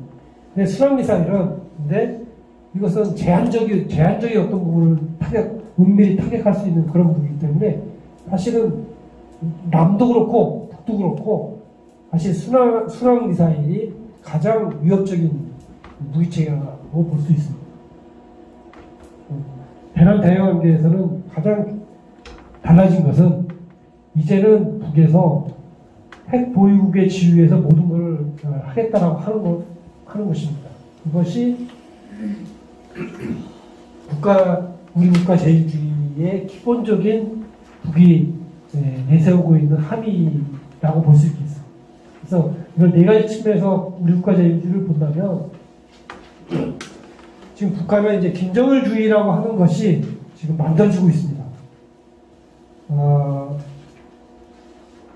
60년대, 70년대에 북의 주체사상 김일성주의라고 하는 것을 김정일 후계자가 등장을 해서 굉장히 오랜 시간에 걸쳐서 김일성주의라고 하는 것을 사상 이론을 하듯이 지금 현재 북에서 김정일 위원장 때까지의 경험과 사상적인 체계를 김일성 김정일주의라고 얘기를 하고 거기에 이제 김정은 시대의 경험들을 붙여서 김정은주의라고 하는 용어를 쓰고 있는 것 같습니다. 김정은주의가 무엇이냐라고 딱 한마디 했을 때 그것은 김일성 김정일주의를 실천하는 사상이다 라고 얘기를 할 수밖에 없는 겁니다. 그러니까 김정은주의라고 하는 것은 독창적인 그냥 막스레인주의, 주체사상 뭐 이런 것을 뛰어넘는 어떤 새로운 사상체계가 아니라 김일성 김정일주의를 실천해 나가는 사상 이론 정도로 생각하시면 될 것 같아요. 그래서 지금 북이 얘기하고 있는 이론적인 분야별 이론적으로 나와 있는 것이 대체로 한 6개 정도. 저거보다 더 작은 문제도 북에서 막 4상 2로 붙여가지고 여러 가지가 있는데 현재 대표적으로 나와 있는 것들이 저런 것들입니다. 그래서 우리 국가 제일주의라고 하는 것은 저것은 결국 핵보유라고 하는 부분과 관련이 있고 과거에 고려대행구 시절에 하지 못했던 새로운 사회주의 건설을 다시 얘기할 수 있는 그런 틀로서의 우리 국가 제일주의라고 하는 것을 얘기를 하고 있습니다. 그 다음 특징적인 것은 이제 당을 새롭게 건설해야 된다고 하는 것이죠. 그래서 과거에 정치, 조직, 사상, 이런 과거 얘기하던 것에는 두 가지 더 붙였습니다. 하나는 규율이고 작풍이에요. 이게 이제 인민대중제일주의에 하고 관계가 있습니다. 당이 군림하거나 관료주의나 이런 해서는 안 된다고. 예전에 제가 북에 가서 몰래 것 중에 하나는 이렇게 쭉 얘기를 해보면 이 사람이 굉장히 온순하고 순한 성격이에요. 성격 자체가 순한 성격이고 내성적인 사람입니다. 그런데 어느 참관 장소에 갔는데 사람이 그렇게 많을 줄 몰랐어요. 북쪽 사람. 그런 조건에서는 그런 시간대에는 남쪽 사람을 데려가면 안 되는데 거의 북쪽 사람하고 이렇게 섞여가지고 다닐 수밖에 없는 그런 조건이 됐습니다. 그러니까 이 사람이 당권을 발동을 하더라고. 북쪽 사람들을 일부러 막 내보내고, 빨리 나가고, 앞에를 다 북쪽 사람들을 없게 만드는 그런데 그 과정에서 보여지는 그들의 행동 자체가 굉장히 관료주의 또는 이래서 북에서 당 이렇게 하는구나라고 하는 걸 실감하게 해주는구나. 그래서 안 된다는 거예요. 그거 이제 그 관련 거고. 그리고 규율 건설한다라고 하는 부정부패와 관련된 것들이죠. 왜냐하면 저 이야기를 중앙당 고급당학교, 중앙당학교에 가서 했는데 거기 가기에 얼마 전에 거기서 비리가 있어요. 그런 문제와 관련해서 국방 관찰사회장은 아까 앞에 지금 나오고 있는 그 우리식 사회주의 전면사회 관련해서는 북한이 이제 다시 사회주의 건설을 얘기를 하고 공산주의 사회 건설을 얘기를 하고 있습니다. 고난행군 시절에 먹고 사는 문제가 힘들 때는 배고픈 사람한테 공산주의 사회 건설을 해야 한다. 이게 안 되는 거예요. 근데 지금 이제 새로운 발전을 얘기를 하면서 저런 얘기를 하고 있어요. 그 다음에 자강력 제일주의 얘기하고 자력갱생. 근데 지금 같은 시대에 자력갱생이 될까요? 된다고 북쪽 사람들이 생각하면은 북쪽 사람들이 바보죠. 그렇게 생각하지 않으면서 자력갱생을 북이 얘기한다고 생각합니다. 왜? 고난행군 시를 거치면서 너무 대외 의존적인 부분이 생겼기 때문에 어려우니까 일단 손 벌려서 중국에서 어떤 걸 가져, 러시아한테 어떤 거 남쪽한테 이런 부분을 붙어야 돼 하는 그 습성이 됐다는 거죠. 또 북쪽에 현대화됐다고 자랑하는 공장에 방문해보면 거의 대부분의 시설들이 중국제 설비를 들여와서 현대화를 했고, 북의 슈퍼마켓이나 상점들, 지방에 이렇게 조그만 물건을 파는 매점들에 가보면 거의 다 중국 제품입니다. 그래서 8차단대에서는 공식적으로 대외 의존도를, 경제의 대외 의존도를 낮춰야 된다고 하는 이야기를 하게 됩니다. 근데 북에서 대외 의존도를 낮춰야 된다고 할 때 대상이 어디겠습니까? 중국이라고 합니다. 북한은 안보, 경제, 여러 측면에서 사실은 피부적으로는 멀리 있는 미국보다는 가까이 있는 중국을 더 위협적인 존재로 생각하는 것 같아요. 그렇지 않습니까? 그러니까 정책적인 기조와 선전을 조금 달리 구별하는 부분에 우리가 쉽게 예를 들 수 있는 게 중국 부분인 것 같아요.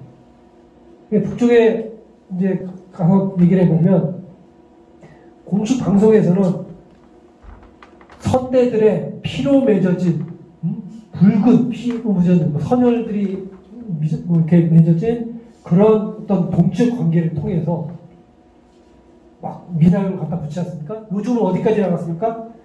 전장에 같은 참호를 또는 같은 사령부를 구성해서 제국주의 세력에 함께 동참한 그런 동지적 관계, 동맹적 관계 이런 얘기를 합니다. 근데 실제로 이렇게 생활적인 일에 들어가 보면 북쪽 사람들이 굉장히 중국 사람 싫어해요. 믿을 수 없고.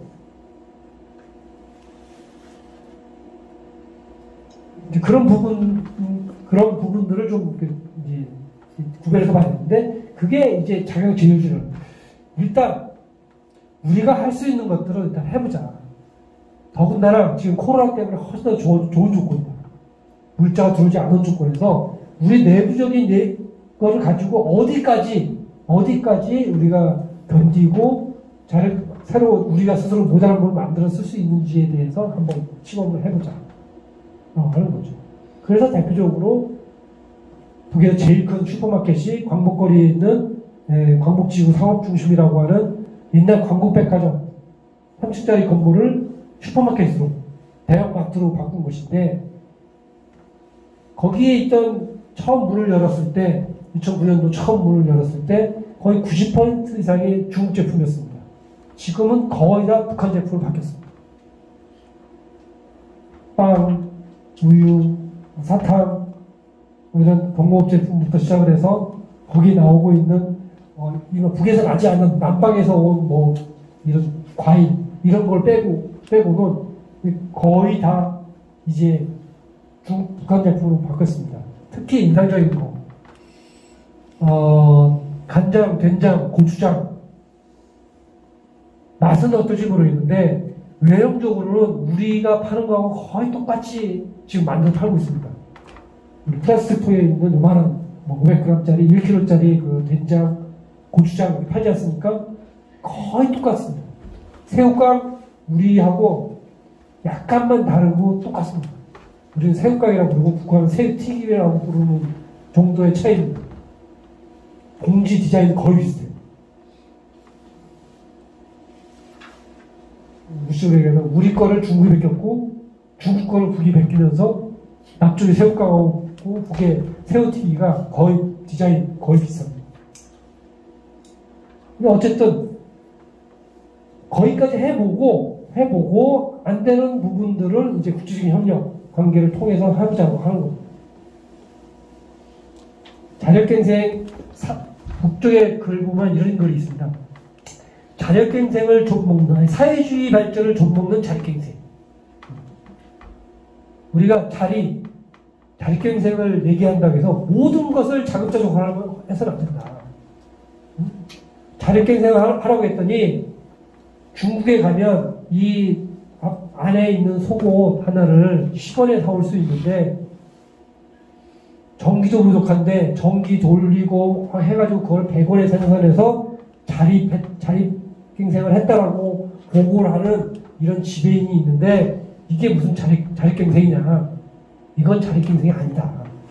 라고 하는 거죠. 그러니까 북쪽 사람들이 그런 걸 다 알고 있는 거죠. 지금 어떤 행태들이 벌어지고 있고 왜 국제교류를 하고 그 속에서 자립갱생과 자립이라고 하는 부분과 국제적인 협력, 수혜 이런 부분들을 어떻게 조화롭게 해야 된다고 하는 것을 아는 거죠. 그러나 지금 여건에서는 안 되기 때문에 그런 부분들을 순차적으로 해보겠다고 하는 겁니다. 참고로 한 가지만 저기 당 규율거절 부분에 보면 당 법무부가 있습니다. 당 규율을 강화한다고 해서 당 법무부를 새로 신설했습니다. 규율조사부. 규율조사부는 아시겠죠? 조사를 하는 겁니다. 당원들이 얼마만큼 잘 지키고 있는지, 권력 남용하고 있는지 아닌지 이런 부분들을 하는 게 규율조사부입니다. 조사하는 게. 법무부는 뭐죠? 법무부는 국회 노동당에 왜 법무부가 필요합니까? 국가기구에 예를 들면 법무부가 검사, 판사, 뭐 이런 재판소나 검찰소 이런 거를 뭐 조율해가지고 이렇게 하는 거 그런 법무부라면 국가기구에 있어야 될 것 같은데 국가기구는 사법상이라는 게 있잖아요. 왜 그 사법부를 당적으로 지도하는 게 법무부입니까?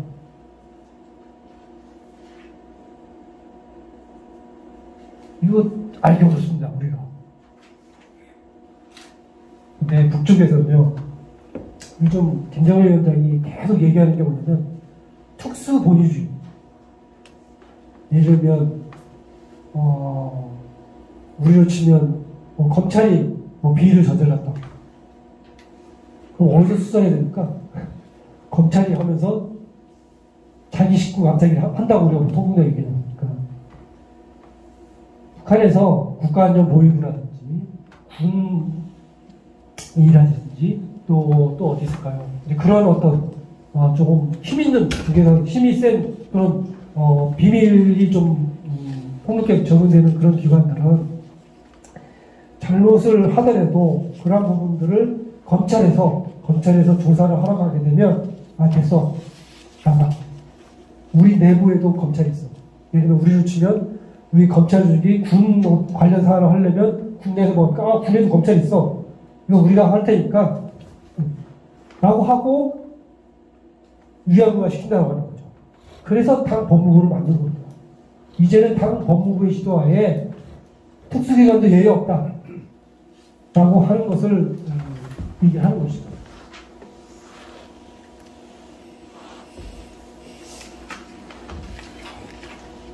두 번째, 그러니까 이 단계론에 아까 말씀드렸으면은 북쪽이 과거 이제 이 고난의 행군 이후에 저런 얘기를 안 하다가 요즘에 다시 사회주의 전면 발전기라고 하는 용어를 쓰기 시작하고 있습니다. 사회주의 전면 발전기라고 하는 용어는 북한에서 60년대, 70년대 쓰는 용어입니다. 저 사회주의 발전, 전면 발전기가 지나고 나서 80년대에 들어와서 자 이제 사회주의 완전 승리, 공산주의 사회로 가는 대로 간다 라고 한참 그게 이론적으로 이론가들이 들떠있던 시기입니다. 근데 지금 전면 발전기를 다시 얘기를 하고 있습니다. 이제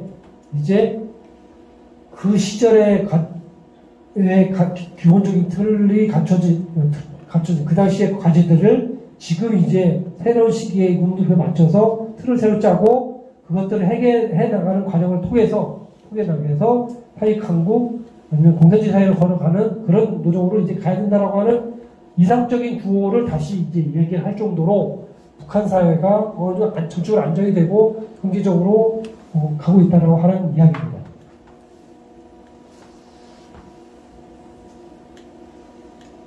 그래서 35년까지는 국가주의 제일주의 시대이고 그 시대까지는 사회주의 전면 부흥하고 사회주의 건설을 전면적으로 해나가겠다고 하는 시기라고 볼 수 있습니다. 두 개 사회 교체, 세대 교체를 가져가는 측면이 있습니다. 북한, 우리도 마찬가지지만 북한 젊은 세대들도 민족이라는 말보다는 이제 국가에 더 친숙한 것 같아요. 북쪽에 지금 20대들은 우리를 치면 이제 밀리언 세대라고 얘기하죠. 우리하고 남쪽의 젊은 세대하고 비슷한 측면이 많이 닮아가는 것 같습니다. 휴대폰 끼고 살고 있고, 휴대폰으로 신문기사 보고, 휴대폰으로 영화 보고, 휴대폰으로 음악 듣고, 휴대폰으로 용어하고 하는, 문자 보내고, 영상통화하고 하는 그런 시대이고, 그것이 이제 얘네들이 소학교 시절부터 그런 문화에 젖어서 성장한 세대가 되고 있습니다. 그래서 요즘에 북한에서 나오는 성명서, 김여정 이름으로 나오는 성명서라든지 북한 대면 성명 보면 틀림없이 이거는 젊은 세대가 쓴 것이다라고 하는 문체가 있는 것 같아요.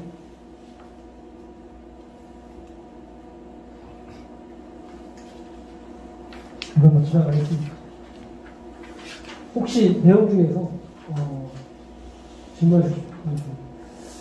가장 문제가 되는 건 우리 국가제일주의 나오면서 우리 민족 제일주의와 관계가 어떻게 되느냐. 이제 북한이 우리 민족 제일주의를 폐기하고 우리 국가 제일주의를 가면서 이제 두 개의 조선, 두 개의 국가로를 현실적으로 인정을 한 것이 아니냐라고 하는 그런 이야기들이 나오고 있습니다. 북한이 현실적으로 이제 통일론보다는 공존론 쪽을 기울고 있다. 일면 맞는 부분도 있지만 2017년도에 북한이 우리 국가 제일주의라는 말을 처음 쓸 때 어떤 대목이 나오냐면 우리 국가 제일주의와 우리 민족 제일주의를 반드시 마음에 새기고 간직해서 라는 대목으로 나옵니다. 그러니까 우리 국가 제일주의와 우리 민족 제일주의가 병렬해서 나옵니다. 근데 그 뒤에 보면 우리 국가 제일주의만 쓰이지 우리 민족 제일주의는 거의 안 쓰입니다. 근데 그것은 우리 민족 제일주의를 지금 북이 내세우면서 남북관계의 어떤 새로운 제안을 하고 관계 개선하고 할 시기가 아니라고 하는 판단 하에서 우리 국가 제일주의라고 하는 얘기를 하는 거고, 또 지금 북한이 궁극적으로 2000년 중반부터 우리 민족끼를 얘기를 하면서 계속 저쪽으로 얘기하는 것은 민족 자주, 관제 평화 이런 부분들을 우리가 손잡고 같이 나가자고 하는 얘기인데 양쪽이 한미동맹과 남북관계가 병존 가능하다고 동시 추진이 가능하다는 입장 속에서 계속 지속적으로 가고 있기 때문에 과연 남과 북의 당국 간 합의라는 걸 통해서 연방제라는 게 가능한가라고 하는 것이 북쪽 내부에 회의가 있는 것 같습니다. 자, 그러면 두 개 국가로 가자 이렇게 가는 게 아니라 우리 국가 제일주의에 입각해서 우리의 북의 역량이나 힘을 강화해서 남쪽이 현실적으로 그것을 받을 수 있게끔 받도록 강요한 북쪽의 문자원에는 압도적인 힘으로 예를 들면 우리 민족주의를 실현 가능한 조건을 만드는 그런 차원에서 우리 국가주의라고 하는 부분들을 이야기를 하고 있다고 하는 겁니다. 그래서 앞으로 남북 간의 교류, 국제적인 협력, 경협은 대단히 어려워질 것이다. 2000년대 우리 민족 구호가 전면에 나와 있을 때는 북쪽 사람들이 이런 얘기를 했습니다. 가급적이면 이 사업을 만약에 중국 사람, 중국 기업, 남쪽 기업이 한다면 남쪽 기업하고 하는 게 우리의 기본적인 뜻이다. 근데 이제 앞으로는 그러지 않을 거라고 생각합니다. 가급적이면 우리가 정치적으로 안전한 선택을 하겠다. 정치적으로 안전한 선택은 남쪽 기업보다는 중국 기업, 러시아 기업, 대만 기업이 훨씬 안전합니다. 다만 지역적인 균형을 맞추기 위해서 어디는 중국하고 협력을 주로 하고 어디는 러시아하고 어디는 남쪽하고 하고 하는 그런 비중적인 조절을 하게 될 거라고. 그렇기 때문에 앞으로 남북관계, 남북경협은 대단히 어려워진 조건이다. 전체적인 비중이 과거에 70, 80이었다면 앞으로는 20, 30의 비중 속에서 북쪽에서 대응하고 나올 것이다 하는, 그때 이제 우리는 어떤 선택과 집중을 할 것인가라고 하는 것이 대단히 이제 고민을 해야 되는 지점으로 가고 있습니다. 작년 12월 달에 신년사를 개최해서 전원회의를 열어서 자신들이 올해 1년 동안 하겠다고 하는 이야기들을 여러 가지를 했습니다. 얼만큼 실현할지는 잘 모르겠습니다. 두 번째, 국가 강의력 강화 부분은 벌써 올해 들어서 여러 가지 부분에서 성과를 내고 있고, 정찰 위성 몇 달 안에 지금 이제 발사를 하게 될 것 같고 하면서 그 부분은 굉장히 나갈 거라고 생각합니다. 다른 부분은 일단 1만 세대 화성지구에 작년에 송신지구하고 올해 화성지구 1만 세대 건설하고 각 지방별로 100에서 500 단위의 집들을 쭉 걷는 것들을 하고 있습니다. 다른 것은 어떻게 될지 확실히 모르겠습니다. 그런데 북한에서 오늘 얘기하는 거로 말씀드리자면, 북한의 병진 노선이 핵과 경제의 병진 노선이었다면 앞으로 몇 달간은 외교와 경제의 병진 노선으로 나타날 가능성이 크다고. 그래서 코로나 사태를 종식을 선언을 하고 북측이 이제 중국, 러시아 이런 부분하고의 외교적인 관계를 풀기 위해서 나오고, 또 거기에 한창을 한 단계 높이기 위해서는 김정은 위원장이 중국에 가는 북중 정상회담을 통해서 이제 코로나 사태가 종식됐다라고 하는 것을 주민들한테 공개적으로, 상징적으로 알려주고, 그걸 통해서 대외관계를 나옴으로써 경제적인 여러 가지 투자 유치라든지 경제협력 부분들, 제재를 실질적으로 무력화시키는, 중국과 러시아 최소한에서는 관계에서는 제재를 무력화하는 그런 방향으로 올해 하반기에 나오지 않을까 이렇게 생각을 해봅니다. 그런 부분에서 이제 우리가 어떻게 해야 될지를 생각해 보면, 글쎄요, 뚜렷한 답이 보이질 않죠. 윤석열 정부에서 과연 무엇을 할 수 있을까? 북쪽에서도 크게 지금 기대는 안 하고 있는 것 같습니다. 그렇다고 보면 우리 입장에서, 남북관계 생각하는 입장에서는 민간의 교류를 푸는 문제는 북쪽에서 받아주고, 민간의 교류를 통해서 단기든 장기든 어떤 당국 간 관계에서 어떤 돌파구를 찾을 수 있는 그런 어떤 초점을 찾는 것, 그런 부분에서 찾아야 되지 않을까 생각을 합니다. 오늘 제가 말씀은 여기까지 드리고요. 그 우크라이나 전쟁 나기 전에 사실 세계의 열점이라고 해서 굉장히 위험한 곳이 세 군데가 있었죠. 우크라이나, 대만, 한반도. 근데 전쟁은 우크라이나에서 났고, 지금의 어떤 대결 구도라고 하는 것이 북한에서도 정세 변화에 대해서 당대회에서는 크게 얘기를 안 했지만 최근에는 분명한 형식으로 그렇게 얘기를 합니다. 신냉전과 다극화, 블록화되는 세계적인 흐름들 속에서 우리는 무엇을 할 것인가 라고 하는 것을 생각하는 거죠. 그러니까 북의 입장에서는 지금 과거에 비하면 훨씬 좋은 국제적인 조건이다. 북이 굉장히 안 좋은 조건이라고 얘기하는데 역사적으로 보면은 지금 최근 연간이라고 하는 게 뭐 한 80년대 이후에 지금처럼 좋은 시점이 없습니다. 국제정치적으로.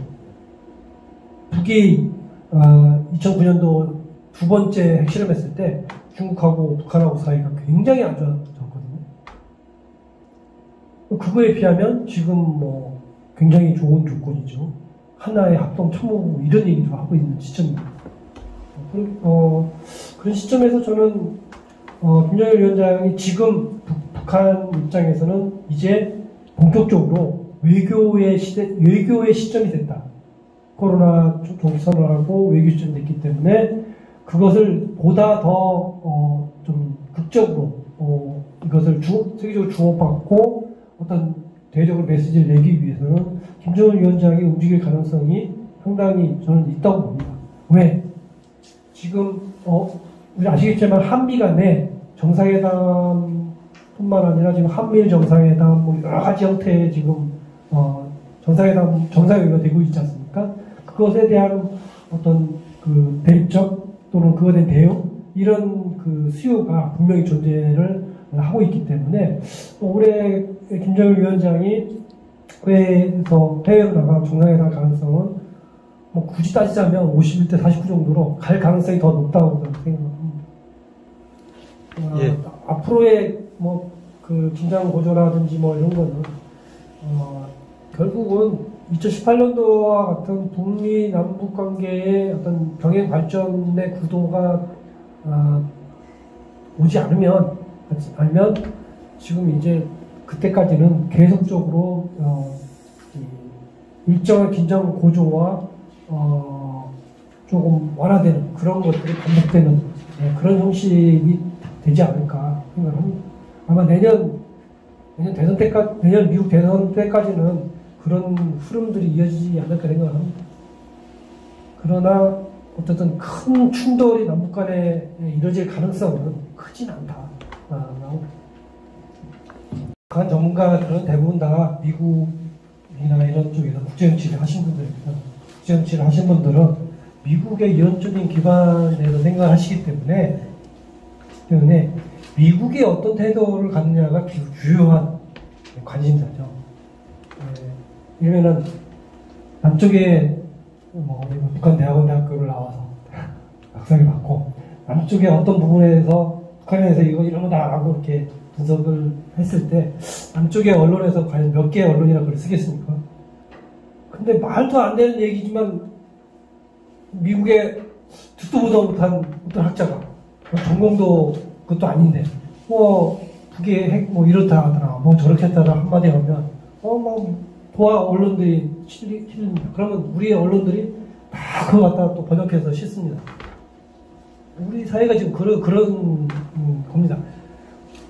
왜 북한을 하는 이 전문가들이 한 목소리 하는 한 목소리 퍼센테이지로 보면 한 목소리 내죠. 반대의 목소리죠. 그게 문제인 거죠. 예. 그러니까 지금 말씀하시는 거는 100명의 북한 통일 평화 이런 거 연구하는 학자들이 있다면 그 연구자들이 모여가지고 하나의 목소리, 평화의 목소리를 촉구하고 미국이 적극적인 대화에 대해서 나와야 된다라고 하는 것을 왜 안 하느냐 이런 말씀이잖아요. 근데 지금 우리 학계의 주류는 북한이 먼저 양보하고 나오지 않으면 북미 간에 더 대화나 이런 것들은 어렵다라고 하는 게 주류적인 생각입니다. 여기에서 유엔에 낸 그 자료에 보면 기후변화라든지 지금 유엔에서 지속적인 성장을 위해서 이렇게 쭉 하고 있는 그런 부분들에 대해서 북쪽도 많이 준비를 하고 있고 국제적인 그런 회의라든지 그런 부분들은 앞으로 코로나가 풀리면 아마 적극적으로 좀 나올 거라고 봅니다. 그런 준비를 많이 하고 있고 또 북쪽이 내부적으로 자신들의 내부적인 안정이나 뭐 통제 이런 걸 하기 위해서 법 개정하는 문제도 있지만 지금 공개되지 않은 것 중에서는 북쪽과 해외 국가들 간의 정상적인 과거보다 정상적인 그러니까 중간에 뭐 브로커를 낀다든가 이런 것이 아니라 공식적인 그런 그 경제 관계나 무역을 하기 위한 다양한 어쨌든 물밑 논의 이런 부분들이 진행되기 때문에 앞으로 코로나가 끝나고 정식으로 이제 무역이 재개될 경우에는 그런 부분에 상당히 쪽이 확대되는 측면이 많이 있을 거라고 생각합니다. 국가보안법 문제 참 오늘 어제 오늘의 얘기는 아닌데 제가 뭐 대답할 얘기는 아니지만 어쨌든 할 수 있을 때 그것을 하지 않았기 때문에 지금까지도 이렇게 노무현 대통령 시절에 그 박근혜 의원도 찬성하는 그 국가보안법 개정안을 당시 통과시켰어야 되는데 그렇게 못한 것이 지금까지 오고 있다고 생각합니다. 그리고 남쪽 상황에 대해서는 뭐 제가 별로 이렇게 발언하고 싶지 않은데요. 뭐 복잡한 문제들이 있어. 남북 교류하는 데 있어서 우리뿐만 아니라 북쪽도 좀 사실 준비가 필요합니다. 우리 통일부 직원들도 북쪽 사람을 한 번도 만나지 않은 통일부 직원이 거의 이제 다수 거의. 북쪽에 새로 지금 성장한 세대교체에서 남북관계에 나올 젊은 친구들도 남쪽 사람을 보거나 대외적으로 나와온 경험이 있는 친구들이 거의 없습니다. 옛날식으로 얘기를 하면 2000년 남북정상회담 이후에 6.15 시대를 맞으면서 남북 간의 수많은 교류와 회의, 뭐 장학금회담, 경추회담, 각 분야별 교류가 이루어지면서 남과 북이 서로에 대해서 뭐 알게 모르게 적응이 되고 서로를 알게 되고 이런 과정을 겪었습니다. 근데 이게 지금 20년 넘게 이제 단절이 되면서 남쪽도 단절이지만 북쪽도 단절이고 이제 새로운 20대, 30대들이 만나가지고 새로운 교류의 틀을 만들고 경험들을 쌓아나가는 그렇게 가야 되는 시기가 왔다고 봅니다. 그러니까 이제 저희 같은 이제 그냥 조언하고 경험들에서 들려주는 그런 거고 실질적으로 이제 그들 세대가 할 수밖에 없는 것이고 거기서 우려스러운 점은 우리 국가 제일주의 지금 얘기하는 제가 오늘 말씀드린 우리 국가 제일주의라든지 북쪽에서 이루어지고 있는 여러 가지 담론들이라고 하는 것이 남쪽에 있는 젊은 세대의 담론하고 잘 안 맞는 점이 있다는 겁니다. 우리 남쪽의 여러 다양한 스펙트럼 중에 일부가 그 맞는 부분이 있긴 한데 남북 교류에 나오는 사람들은 아니에요. 그 그룹들은. 그런 측면들이 훨씬 더 사실은 부딪혀보고 경험해서 새로운 어떤 틀을 만들 수밖에 없는 그러기 위해는 시간이 좀 필요하다. 그리고 북쪽에 지금 대남 기구들이 대부분 다 사람이 없습니다. 남북 교류가 안 되다 보니까 다 공석이에요. 거의 대부분.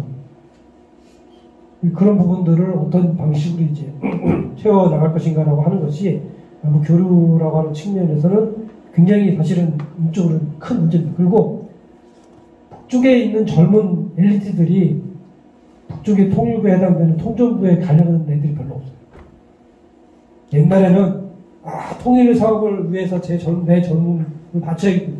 말을 해도 그런 정서와 그런 부분들이 굉장히 있었다고 하면 이제 북쪽의 젊은 세대도 그런 부분들이 상당히 약화됩니다.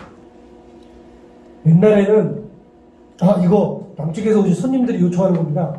이거 남북의 통일사업에 꼭 필요한 사람이니까 좀 통일수가 가서 취재하는데 그것 좀 방조해 주세요. 도와주세요. 이렇게 하면 됐습니다. 요즘은 그렇게 하면 되는 측면도 있지만 그럼 이거 준비해야 되는데 그 예산을 얼마 줄 거예요? 이렇게 됩니다. 이제 이런 새로운 어떤 북도 새로운 뭐를 내부적으로 경제적인 시스템도 만들고 있고 관계도 지금 새로 하고 있고 새로운 젊은 세대들이 등장해서 그들 나름대로 가고 있고 하는 부분들을 우리 생각을 많이 해야 됩니다. 그리고 남이나 북이나 나이 드신 분들이 이제 손을 많이 놔야 됩니다. 사실. 그래야 이 젊은 세대들이 지지복구해서 그들 세대만의 남북 교류로 교류의 그 경험들, 사례들 만들고 그렇게 갈 수 있는 영역이고 그들의 언어로서 이제 남북의 관계라고 하는 것이 새로 정립돼야 되는 시대가 아닌가 하는 생각을 해봅니다. 우리 용어로 아무리 이거 하더라도 이제는 안 되는 시대가 자식 어떻게 부모 만들어 안 되는 것처럼 지금 시기는 그렇게 가고 있고 이건 남이나 북이나 비슷한 길을 걷고 있다는 생각을 합니다.